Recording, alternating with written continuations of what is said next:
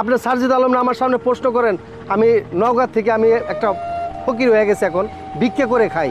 আপনি দেখেন যদি আমার এই ভিডিও যদি পায় সারজিদ আলম সত্য নামে তার কাছে যাচাই করতে পারবেন।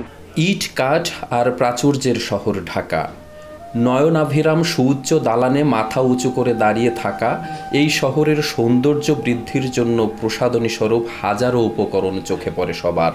স্বাভাবিক দৃষ্টিতে সবার হাসিমুখ দেখা গেলেও সতর্কভাবে কান পাতলে শোনা যায় এই শহর থেকে বের হয়ে আসা এক করুণ কান্নার আওয়াজ। নিজ সন্তানের আর্তনাদ হয়তো অসহায় কোনো বাবার বুকটা প্রতিনিয়ত ক্ষতবিক্ষত করে শহরের কোনো কোনায়, ফুটপাতে বা জরাজীর্ণ এক ঘরে। মোহাম্মদ ফরিদ শেখ তাদের মধ্যেই একজন। ফরিদের বাড়ি রাজশাহীর নওগাঁতে। প্রতিবন্ধী ৮ বছরের বাচ্চাকে নিয়ে ঢাকা শহরের রাস্তায় রাস্তায় ঘুরে বেড়ান তিনি বেঁচে থাকার আশায়। দু চোখে স্বপ্ন বাঁচার, কিন্তু প্রতিবন্ধকতা অনেক। বর্তমান আমার এই বাচ্চাটা দেখার কেউ নাই। এই বাচ্চার চায় চিন্তা, বাচ্চার পেটটা চালাই, আমার পেটটা চালাই, আর এই ওষুধ গুনা লাগে আমার বাচ্চার জীবন মরণ ওষুধ। ওর দৈনিক ওর পিছে খরচ আছে ৮ থেকে ৯০০ টাকা।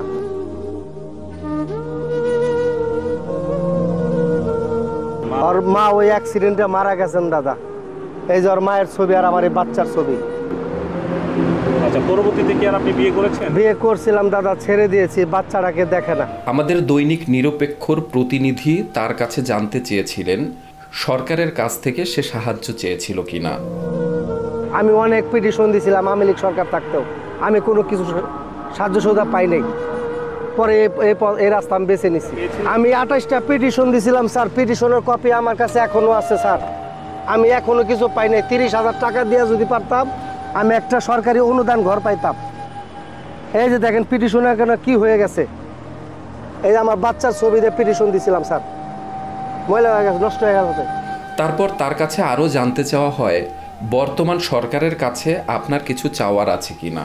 সরকারের কাছে আমার কর কোনো কিছু নাই, দরকারও নাই, কারণ পাবো না, করবে না, কিচ্ছু না।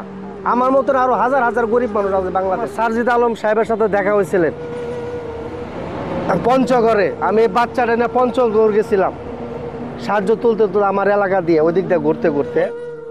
সারজিদ আলম আমারে বললো, কয় আপনি আমাকে সাথে যোগাযোগ রাখেন, আপনার জন্য কিছু করতে পারে কিনা। সারজিদ আলমের ওই নাম্বারে আমি 10 দিন ফোন দিয়েছিলাম, তখন আমার খালি অ্যাড্রেস নিছে আর বলছে আপনার কাজ করবো, দেখবো। মানে এইভাবে কই আমার সান্ত্বনা দেয়া রাখছে। এখন তো সারজিদ আলমের সাথে আজকে 5.5 মাসের মতন দেখা হয়েছে, 2বার দেখা হয়েছে। যখন মসজিদে ওর সাথে নামাজ পড়ছে, আমার বাবুকে দেখেছে, আমার বাবুকে হাত বুলিয়েছে, কিন্তু আমি কোনো ওর কাছে কিছু পাই নাই এবং কোনো প্রত্যাশাও ঠিক মতন পাই নাই। ও আমার বলছে ডক্টর ইউনূসের কাছে এটা কিছু করাবে, কি ওদের একটা ফান্ড আছে, এইসবও কথা বলছে। আপনি সারজিদ আলম না আমার সামনে প্রশ্ন করেন, আমি নওগাঁ থেকে আমি একটা ফকির হয়ে গেছি, এখন ভিক্ষা করে খাই। আপনি দেখেন যদি আমার এই ভিডিও যদি পায় সারজিদ আলম সত্য নামে তার কাছে যাচাই করতে পারবেন। পঞ্চগড়ে বাজারে বড় মসজিদে ওই মসজিদের সাথে নামাজ পড়ছি, আমার বাচ্চা নিয়ে ভিক করছে ওই জায়গা। সারজিদ আলম দেখেছে, আমার বাচ্চার অনেক প্রতিশ্রুতি দিছে, ডক্টর ইউনূসের যদি একটা কাজ করাবে, কি তার সংগঠন হয়েছে, ওই সংগঠন থেকে আমার একটা বাড়ি ঘর দিবে, অনেক কিছু বলছে, কিন্তু আজও বন্ধু কোনো কিছু পাই নাই, খালি আশার উপরে আশা। শেখ ফরিদের মতো অসহায় মানুষেরা স্বপ্ন দেখে যায়, তাদেরকে কথা দিয়ে রাখার প্রয়োজন মনে করে না ক্ষমতাবানরা, কিন্তু তাতে পিতৃত্বের আদরে মোরা চাদর কখনো খুলে পড়ে না। কারণ বাবারা জানে কিভাবে আগলে রাখতে হয় সন্তানকে, কিভাবে সন্তানের মাথার উপর ছায়া হয়ে থাকতে হয় বটবৃক্ষের মতো। আমাদের সোনার এই বাংলাকে সত্যিকারের সোনার বাংলায় পরিণত করতে শুধু আভিজাত্যের খোলসে বন্দি থাকলেই হবে না, বরং শেখ ফরিদের মতো বাবা ও তার সন্তানদের মুখেও হাসি ফোটাতে হবে। শেখ ফরিদরা হাসুক আর তাদের পাশে মানবতার হাতগুলো এগিয়ে আসুক, এটাই প্রত্যাশা।